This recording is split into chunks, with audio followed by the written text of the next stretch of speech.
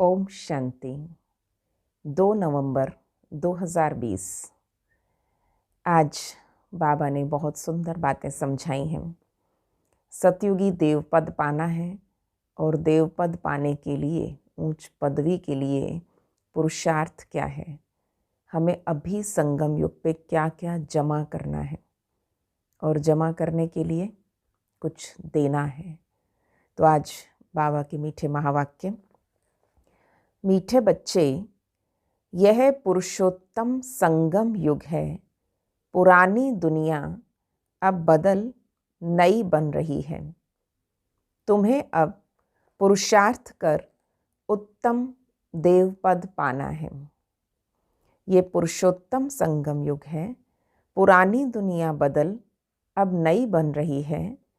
तुम्हें अब पुरुषार्थ कर उत्तम देवपद पाना है।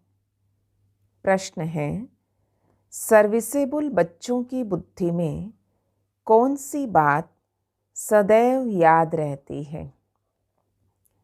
सर्विसेबल बच्चों की बुद्धि में कौन सी बात सदैव याद रहती है? उत्तर, उन्हें याद रहता है, धन दिए धन ना खुटे। इसलिए वो रात दिन नींद का भी त्याग कर ज्ञान धन का दान करते रहते हैं, थकते नहीं हैं। लेकिन अगर खुद में कोई अवगुण होगा तो सर्विस करने का उमंग नहीं आ सकता। इसलिए सेवाधारी बच्चों में विशेष उमंग रहता है कि ज्ञान धन देते रहें, नींद का, भोजन का कुछ भी त्याग कर देते हैं उसके लिए। तो बाबा ने कहा, थकते नहीं। अगर खुद में कोई अवगुण होगा तो सेवा करने का उमंग नहीं आ सकता। ओम शांति। मीठे मीठे रूहानी बच्चों प्रति बाप बैठ समझाते। बच्चे जानते हैं परम पिता रोज़ रोज़ समझाते हैं। जैसे रोज़ रोज़ टीचर पढ़ाते हैं, बाप सिर्फ शिक्षा देंगे, संभालते रहेंगे, क्योंकि बाप के तो घर में ही बच्चे रहते हैं, माँ बाप साथ रहते हैं। यहाँ तो ये वंडरफुल बात है, रूहानी बाप के पास तुम रहते हो। अब ये तो रूहानी बाप के पास मूल वतन में रहते हो। पहले साथ कहाँ थे? एक तो हम मूल वतन में साथ थे, फिर कल्प में एक ही बार बाप आते बच्चों को वर्षा देने या पावन बनाने, सुख व शांति देने, तो जरूर नीचे आकर रहते होंगे। इसमें ही बच्चों मनुष्यों का बहुत मुंझारा है। गायन है, साधारण तन में प्रवेश करते हैं। अब साधारण तन कहाँ से उड़कर तो नहीं आता, जरूर मनुष्य के ही तन में आते हैं। सो भी बताते, मैं इस तन में प्रवेश करता हूँ। जो भी आत्मा आती है वो कुछ ना कुछ अपनी सिग्नल, कुछ बातें बता देती है कि मैं हूँ यहाँ पर। तो भगवान ने जब आकर इस तन में प्रवेश किया तो स्वयं बताया, मैं इस तन में प्रवेश करता हूँ। तुम बच्चे भी अब समझते हो, बाप हमको स्वर्ग का वर्षा देने आए हैं। जरूर हम लायक नहीं थे, पतित बन गए। सब कहते हैं, हे पतित पावन आओ, आकर हम पतितों को पावन बनाओ। तो बाप कहते, मुझे कल्प कल्प पतितों को पावन करने की ड्यूटी मिली हुई है। शिव बाबा की क्या ड्यूटी है? कल्प कल्प पतित को पावन करने की ड्यूटी मिली हुई है। हे बच्चों, अब इस पतित दुनिया को पावन बनाना है। पुरानी दुनिया को पतित, नई दुनिया को पावन कहेंगे। गोया पुरानी दुनिया को नया बनाने बाप आते हैं। कलयुग को तो कोई भी नई दुनिया नहीं कहेंगे। ये तो समझ की बात है ना। कलयुग है पुरानी दुनिया, तो बाप भी आएंगे जरूर पुराने और नए के संगम पर। कब आएंगे, कहाँ आएंगे, किस तन में आएंगे, जो आज तक लोग कंफ्यूज थे। लोग कहते थे जब जब धर्म की ग्लानि होती भगवान आते हैं, पर कब आते हैं ये नहीं पता। जब कहाँ भी तुम ये समझाते हो तो बोलो ये पुरुषोत्तम संगम युग है। बाप आया हुआ है। सारी दुनिया में ऐसा कोई मनुष्य नहीं होगा जिसको ये पता हो कि ये पुरुषोत्तम संगम युग है। दुनिया में किसी से पूछ के देख लो, कलयुग तक जानते हैं, कलयुग के बाद कुछ भी नहीं जानते। तो जरूर तुम संगम युग पर हो, तभी तो समझाते हो। मुख्य बात है ही संगम युग की। तो पॉइंट्स भी बहुत ज़रूरी हैं। जो बात कोई नहीं जानता वो समझानी पड़े। इसलिए बाबा ने कहा कि ये ज़रूर लिखना है कि यह पुरुषोत्तम संगम युग है। नए युग अर्थात सतयुग के चित्र भी हैं। मनुष्य कैसे समझें ये लक्ष्मी नारायण सतयुगी नई दुनिया के मालिक हैं। उसके ऊपर अक्षर जरूर चाहिए, पुरुषोत्तम संगम युग। ये जरूर लिखना है क्योंकि यही मुख्य बात है। मनुष्य समझते हैं कलयुग में तो अभी बहुत वर्ष पड़े हैं, बिल्कुल घोर अंधियारे में हैं। तो समझाना पड़े नई दुनिया के मालिक यह लक्ष्मी नारायण है। यह है पूरी निशानी। तुम कहते हो इस राज्य की स्थापना हो रही है। गीत भी है ना, नवयुग आया। कौन सा गीत है? नवयुग आया आज जाग सजनिया जाग। तो संगम को संगम युग ही कहा जाता। ये है पुरुषोत्तम संगम युग। जबकि पुरानी दुनिया खत्म हो, नई दुनिया की स्थापना होती है।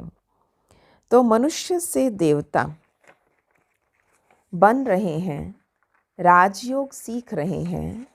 तो देवताओं के में भी उत्तम पद यह लक्ष्मी नारायण का है। ये भी है तो मनुष्य, परंतु दैवी गुण है, इसलिए देवी देवता कहा जाता है। सबसे उत्तम गुण है पवित्रता का। ऐसा क्या है उन मनुष्यों में जो उनकी पूजा हो रही है आज तक? तो उनकी दिव्यता के साथ पवित्रता है। तो पवित्रता का गुण सबसे उत्तम है। तभी तो मनुष्य देवताओं के आगे जाके माथा टेकते हैं। ये सब पॉइंट्स बुद्धि में धारण उनको होगी जो सर्विस करते रहते हैं। कहा जाता है धन दिए धन ना खुटे। बहुत समझाने मिलती रहती है। धन दिए धन ना खुटे, कह गए भक्त कबीर। दान करने से धन कम नहीं होगा। चिड़ी चाँच भर ले गई, सागर घट्यो न नीर। क्या चिड़िया के चोंच भर पानी लेने से कौन सा सागर में कमी आ जाएगी? इसलिए बाबा ने कहा देते जाओ, कमी कुछ भी नहीं होती, और बढ़ोतरी बरकत होती है। तो ऐसा ही ज्ञान के लिए स्थूल धन हो या सूक्ष्म, तो स्थूल धन जिन्होंने दान किया उनका अपना अनुभव है, और सूक्ष्म ये ज्ञान धन दान करते हैं उनका अपना अनुभव है। बहुत समझानी मिलती रहती है। नॉलेज बहुत सहज है, परंतु कोई में धारणा अच्छी होती है, कोई में नहीं होती। जिसमें अवगुण है वो तो सेंटर संभाल भी नहीं सकते। तो बाप बच्चों को समझाते हैं प्रदर्शनी में भी सीधे सीधे अक्षर देने चाहिए। पुरुषोत्तम संगम युग तो मुख्य समझाना ही चाहिए। इसलिए आज संगम युग की समझानी दे रहे हैं। भगवान कब आता, कैसे आता, कौन सा युग है, तो समय की पहचान जरूरी है। तो इस संगम पर आदि सनातन देवी देवता धर्म की स्थापना हो रही है। जब ये धर्म था तो और कोई धर्म नहीं था। ये जो महाभारत लड़ाई है उसकी भी ड्रामा में नोंद है। ये भी अभी निकले हैं, आगे थोड़े ही थे। 100 वर्ष के अंदर सब खलास हो जाते हैं। संगम युग को कम से कम 100 वर्ष तो चाहिए। सारी नई दुनिया बननी है। न्यू दिल्ली बनाने में कितना वर्ष लगा? पर तुम समझते हो भारत में ही नई दुनिया होती है, फिर पुरानी खलास हो जाएगी। कुछ तो रहती है, खलास माना प्रलय नहीं होती। ये सब बातें बुद्धि में हैं। अभी है संगम युग। नई दुनिया में जरूर ये देवी देवता थे और फिर यही होंगे। ये है राजयोग की पढ़ाई। अगर कोई डिटेल में नहीं समझा सकते तो सिर्फ एक बात बोलो, परम पिता परमात्मा जो सबका बाप है उसको याद करो। तो वो हम सब बच्चों को कहते हैं, जिसको सारी दुनिया याद कर रही है, वो हम बच्चों को कहते हैं, तुम पतित बन पड़े हो, पुकारते भी हो, हे पतित पावन आओ। बरोबर, कलयुग में है पतित, सतयुग में है पावन। अब परमपिता परमात्मा कहते हैं, देह सहित ये सब पतित संबंध छोड़ मामेकम याद करो तो पावन बन जाएंगे। सबसे पहले तो देह पतित, पहले तो इस पतित देह को भूलो। देह सहित ये सब पतित संबंध छोड़ मामेकम याद करो तो पावन बन जाएंगे। ये गीता के ही अक्षर हैं। है भी गीता का युग। संगम युग को नाम दिया गीता का युग। गीता संगम युग पर गाई हुई थी, जबकि विनाश हुआ था। बाप ने राजयोग सिखाया, राजाई स्थापन हुई थी, फिर जरूर होगी। ये सारी संगम की महिमा है। गीता का युग है, राजाई स्थापन करने का समय है। तो ये सब रूहानी बाप समझाते हैं। चलो इस तन में ना आए और कोई में भी आए, समझानी तो बाप की है ना, तो हम इनका तो नाम लेते ही नहीं हैं। कईयों को ऑब्जेक्शन होता है, इनके तन में क्यों आए। तो बाबा आज समझा रहे हैं, हम तो सिर्फ बताते हैं कि बाप कहते हैं मुझे याद करो। कि हम जो शिक्षाएं आपको बता रहे हैं ये भगवान ने हमें दी है। तो मुझे याद करो तो तुम पावन बन मेरे पास चले आएंगे। कितना सहज है, सिर्फ मुझे याद करो और 84 के चक्र का ज्ञान बुद्धि में हो। एक मुझे याद करो और एक 84 के चक्र का ज्ञान बुद्धि में हो। जो धारणा करेगा वो चक्रवर्ती राजा बनेगा। ये मैसेज तो सब धर्म वालों के लिए है ना। घर तो सबको जाना है, हम भी घर का ही रास्ता बताते हैं। पादरी आदि कोई भी हो, तुम उनको बाप का संदेश दे सकते हो और तुमको खुशी का बहुत पारा चढ़ना चाहिए। परम पिता परमात्मा कहते हैं मामेकम याद करो। कौन कह रहा है मुझे, बाबा कहते इतना खुशी का पारा चढ़े। मामेकम याद करो तो तुम्हारे विकर्म विनाश होंगे। सबको यही याद कराओ। बाबा का पैगाम सुनाना ही नंबर 1 सर्विस है। सेवा होती क्या है, बस बाबा का पैगाम देना है। गीता का युग भी अब है। बाबा कहते इसलिए यही चित्र शुरू में रखना चाहिए। जो समझते हैं हम बाप का पैगाम दे सकते हैं तो तैयार रहना चाहिए। दिल में आना चाहिए हम भी अंधों की लाठी बने। ये पैगाम तो कोई को भी दे सकते हो। बीके का नाम सुनकर ही डरते हैं। सेवाएं शुरू में हुई तो इसलिए बहुत क्लियर समझानी और नई समझानी थी, तो लोग सोचते थे बस अब इन्होंने ये समझाना है। लोग बीके का नाम सुनकर ही डरते हैं। बोलो हम सिर्फ बाप का पैगाम देते हैं। परम पिता परमात्मा कहते मुझे याद करो बस। हम किसी की ग्लानि नहीं करते। बस भ्रांतियाँ बहुत ज़्यादा फैल चुकी थी लोगों में, पर बाबा कहते उन्हें बताओ हम किसी की ग्लानि नहीं करते। बाप कहते हैं मामेकम याद करो। मैं ऊंच ते ऊंच पतित पावन हूँ। अब बाबा का पैगाम देंगे कैसे, बाबा की महिमा से शुरू करो। ऊंच ते ऊंच पतित पावन हूँ, मुझे याद करने से तुम्हारे विकर्म विनाश होंगे। ये नोट करो, ये बहुत काम की चीज़ है।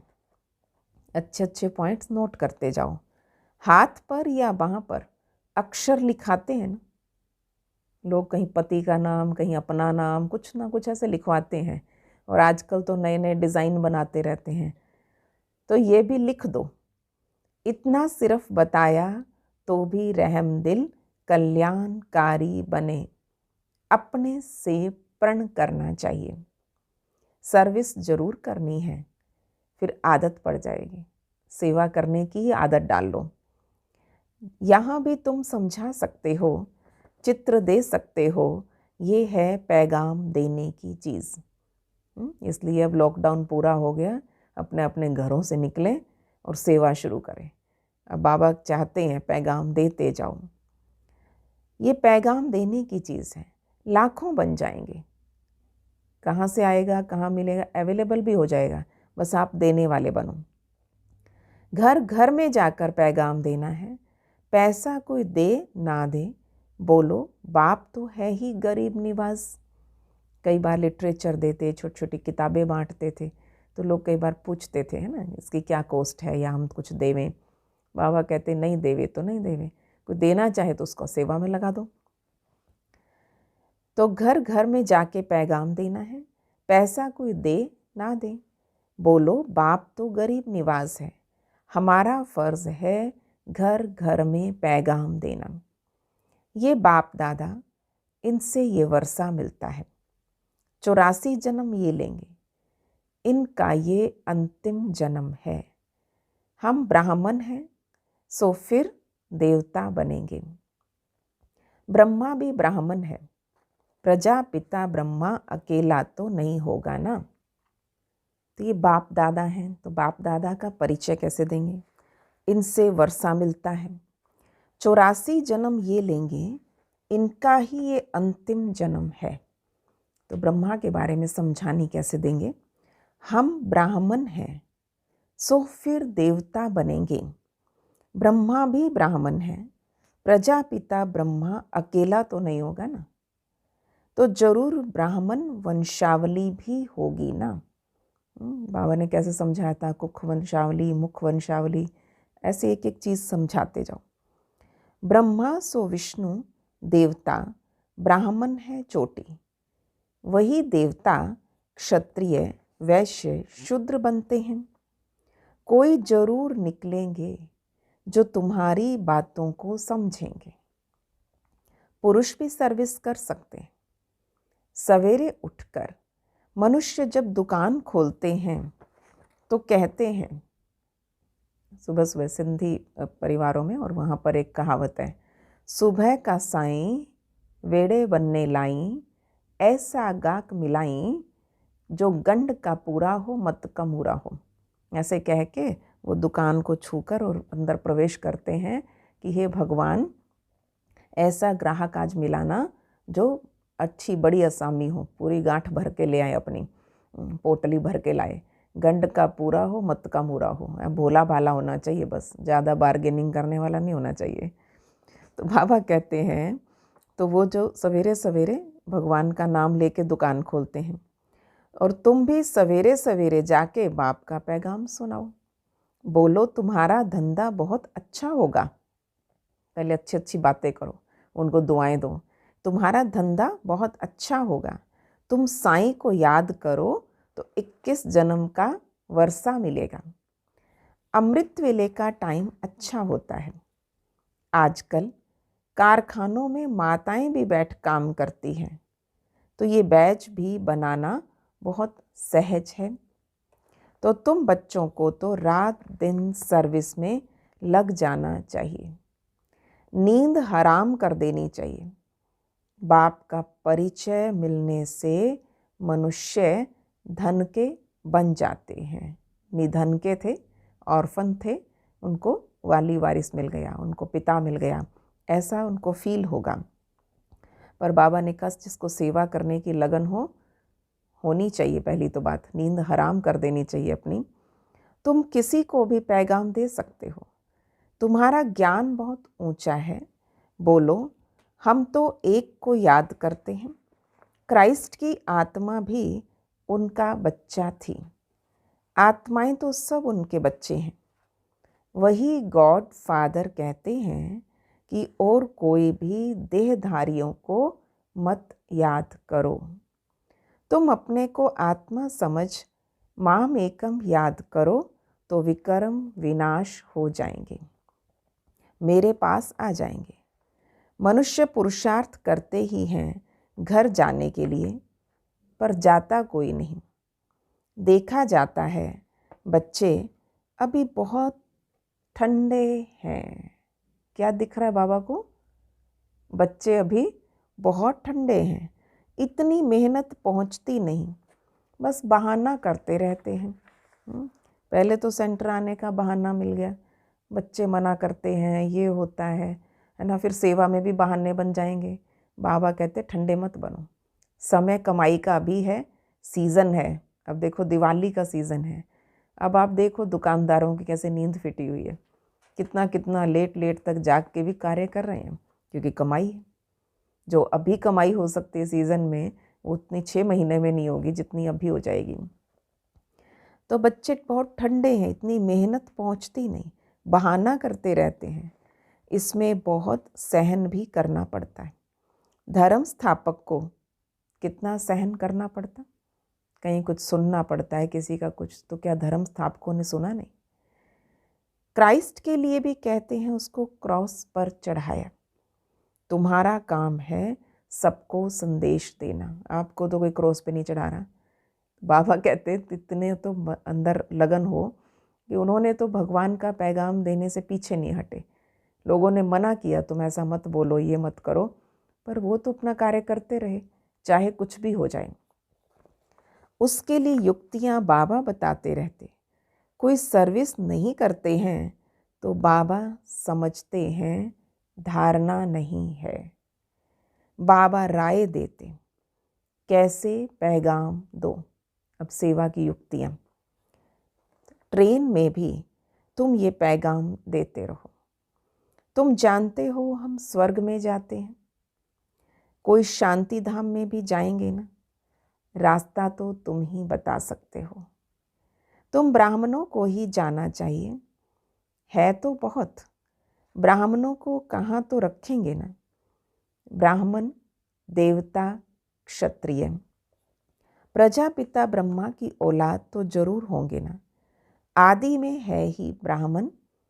तुम ब्राह्मण हो ऊंचे ते ऊंच, हम ब्राह्मण हैं।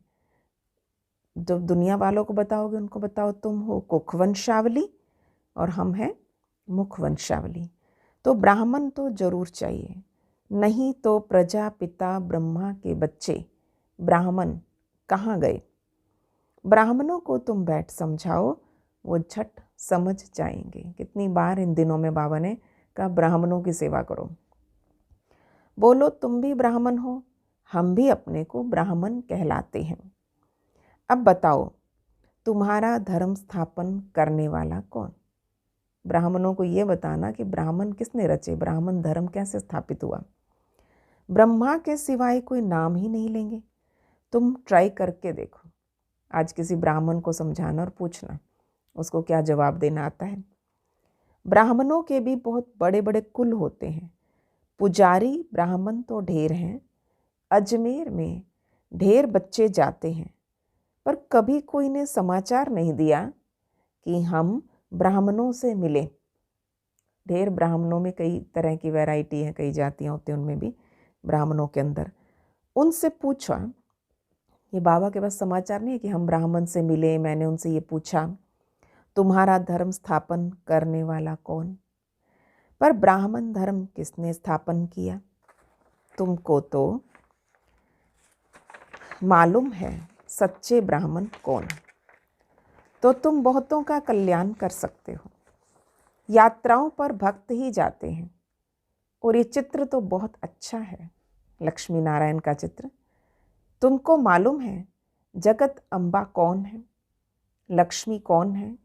ऐसे ऐसे तुम नौकरों को, भीलनियों आदि को भी समझा सकते हो। ठीक है, चाहे कोई भी व्यक्ति हो, ज्ञान सुनने का हक सबको है।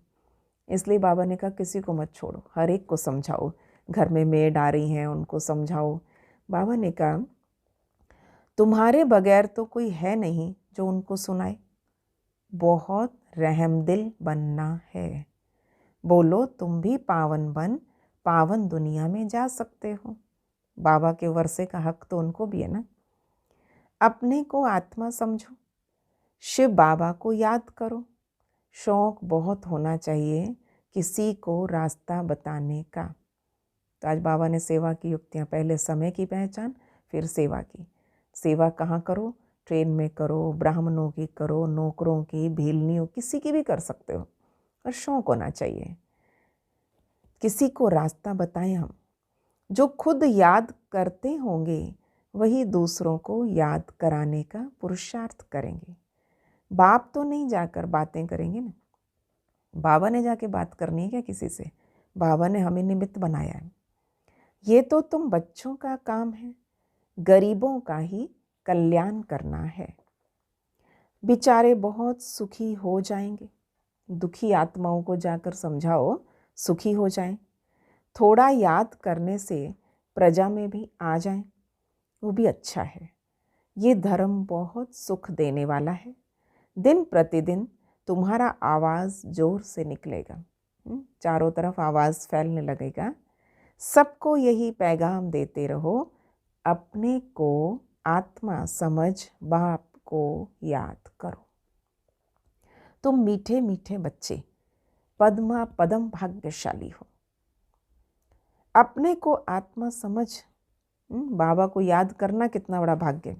जबकि महिमा सुनते हो तो समझते हो, फिर भी कोई बात की फिक्रात आदि क्यों रखनी चाहिए? ऐसे कह रहे हैं पद्मा पदम भाग्यशाली, बेफिक्र बादशाह, बेताज बादशाह, और बाबा कहते फिर चिंता में पड़ा हो। बाबा कहते नहीं, ये गुप्त ज्ञान है, गुप्त खुशी है। तुम हो इनकॉग्निटो वॉरियर्स, गुप्त योद्धा। तुमको अननोन वॉरियर्स कहेंगे।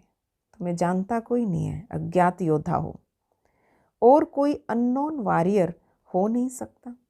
वहाँ तो जाती कोई वॉरियर, कोई योद्धा, जैसी फौज में उसका एडमिशन होना है तो उसकी तो पूरी डिटेल होती है। अननोन तो नहीं है ना वो। तुम्हारा दिलवाड़ा मंदिर पूरा यादगार है। दिल लेने वाले का परिवार है ना। महावीर, महावीरनी और उसकी औलाद, ये पूरा पूरा तीर्थ है। काशी से भी ऊंची जगह हुई ना। बाबा पांडव भवन को कह रहे हैं, चैतन्य दिलवाड़ा टेम्पल, काशी से भी ऊंचा स्थान है ये, बाबा ने कहा। अच्छा, मीठे मीठे सिकिलधे बच्चों प्रति माता पिता बाप दादा का याद, प्यार और गुड मॉर्निंग। रूहानी बाप की रूहानी बच्चों को नमस्ते। हम रूहानी बच्चों की रूहानी बाप दादा को नमस्ते जी, नमस्ते जी। गुड मॉर्निंग बाबा, शुक्रिया बाबा, वाह बाबा वाह। धारणा की बात। पहला, घर घर में जाकर बाप का पैगाम देना है। सर्विस करने का प्रण करो, सर्विस के लिए कोई बहाना मत दो। दूसरा, किसी भी बात की फिक्रात नहीं करनी, गुप्त खुशी में रहना है। किसी भी देहधारी को याद नहीं करना। फिक्र देहधारियों की होती है, और बाबा ने फिक्र मना कर दी, अर्थात तुम देहधारियों को याद ही क्यों करते हो? एक तरफ कहते हो बाबा बैठा है, बाबा बैठा है। बाबा बैठा है तो तुम क्यों फिक्र कर रहे हो? चिंता करने वाला करेगा ना। एक बाप की याद में रहना है। आज का वरदान, अचल अडोल भव। बाबा का वरदानी हाथ खुद पर महसूस करो। परिस्थितियों को गुड लक, क्या समझेंगे?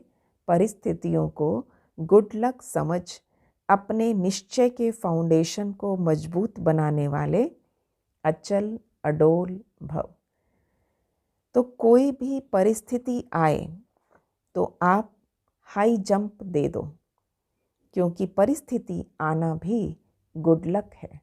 लोग कोई अच्छा साइन मानते हैं कि अच्छी बात है, ये हुआ, अच्छा हुआ। तो बाबा ने कहा ऐसे परिस्थितियाँ आए तो उसे भी गुड लक साइन समझा करो। यह निश्चय के फाउंडेशन को मजबूत करने का साधन है। परिस्थिति ना आए ना, पता नहीं लगेगा हमने ज्ञान कितना समझा है, ज्ञान अंदर कितना गया है, स्थिर कितना रह सकते हैं। ये निश्चय के फाउंडेशन को मजबूत करने का साधन है। आप जब एक बारी अंगद के समान मजबूत हो जाएंगे तो ये पेपर भी नमस्कार करेंगे। पहले विकराल रूप में आएंगे और फिर दासी बन जाएंगे। चैलेंज करो, हम महावीर हैं। जैसे पानी के ऊपर लकीर ठहर नहीं सकती, ऐसे मुझ मास्टर सागर के ऊपर कोई परिस्थिति वार कर नहीं सकती। अनइफेक्टेड है, तो इसका इन्फ्लुएंस नहीं आएगा। जैसे पानी के ऊपर लकीरें लगाओ, मिटती जाएगी। तो ऐसे बाबा ने कहा मुझ मास्टर सागर के ऊपर कोई परिस्थिति वार कर नहीं सकती। स्वस्थिति में रहने से अचल अडोल बन जाएंगे। स्वस्थिति, स्वमान की स्थिति में टिके रहो। जो स्वमान में टिका है तो परिस्थिति उसका कुछ नहीं बिगाड़ सकती। आज का स्लोगन नॉलेजफुल। नॉलेजफुल वो है जिसका हर कर्म श्रेष्ठ और सफल हो। नॉलेजफुल वो है जिसका हर कर्म श्रेष्ठ और सफल हो। ओम शांति।